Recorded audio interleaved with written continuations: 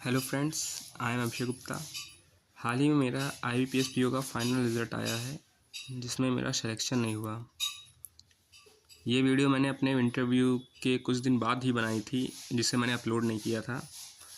और मेरा इंटरव्यू 24 फरवरी को ही सेकेंड शिफ्ट को हुआ था, जिसमें मेरा फाइनल था वो 4th था।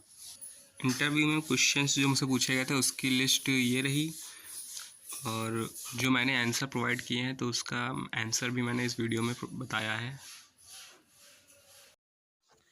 जिन्होंने मेरे से पहला क्वेश्चन पूछा था वो था वेयर आर यू फ्रॉम,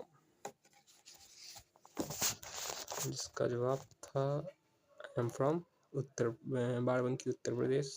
फिर दूसरा क्वेश्चन था व्हाट इज़ योर क्वालिफिकेशन, तो मैंने कहा था कि मैंने BSc किया है from Lucknow Christian degree college affiliated with Lucknow university.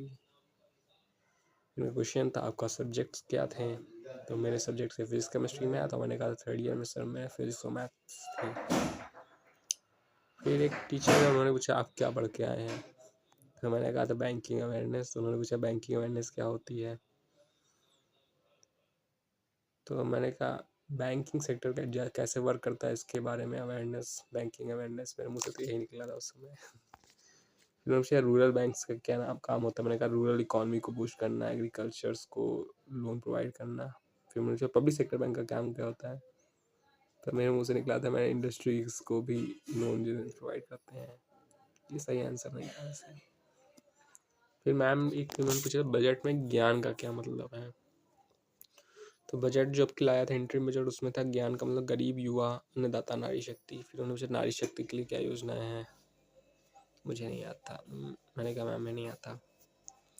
तो उन्होंने कहा कि कुछ लाखपति दीदी वाला कॉन्सेप्ट आया। हमने कहा मैम 3 लाख लाखपति दीदी बनाने का लक्ष्य है। फिर कहा आगे बताओ तो मैंने कहा आगे नहीं पता।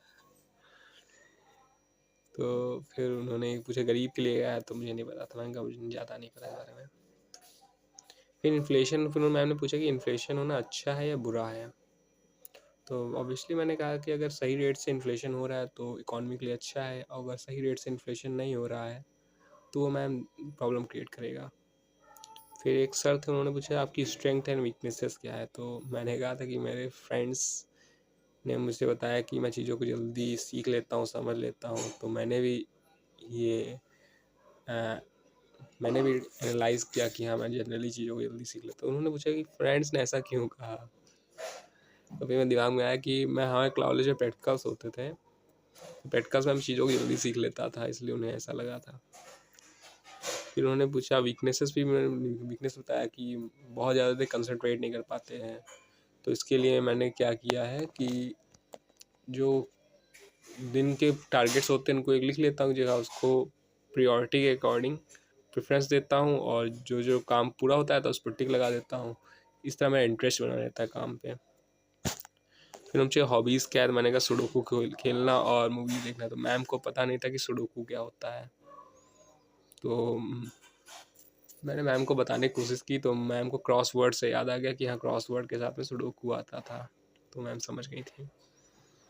फिर हाँ एक क्वेश्चन जो मैंने लिखा नहीं इसमें, वो था नीति आयोग क्या है, तो मुझे इसकी फुल फॉर्म उस समय नहीं याद आई थी, national institute for transforming India, NITI Aayog.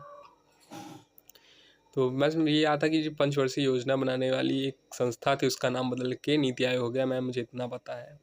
तो मैंने कहा उसका नाम योजना आयोग था, मैंने कहा यस मैम योजना आयोग था। फिर एक क्वेश्चन सर ने हमसे पूछा था, टीचर थे, कि 5 राज्यों के मुख्यमंत्री के नाम बता दो, तो मैंने बताया था यूपी के योगी आदित्यनाथ जी, राजस्थान के भजन लाल शर्मा जी, मोहन यादव जी मध्य प्रदेश, और रेवंत रेड्डी जी तेलंगाना, और आसाम के थे हेमंत विश्व शर्मा जी। तो मैं सर ने कहा और सुना, और मैंने कहा सर 5 हो गए। हाँ तो सर ने कहा अच्छा ठीक है, फिर जाओ, तो आपका इंटरव्यू कंप्लीट हुआ। तो मैंने कहा थैंक यू सर, फिर मैं चला आया।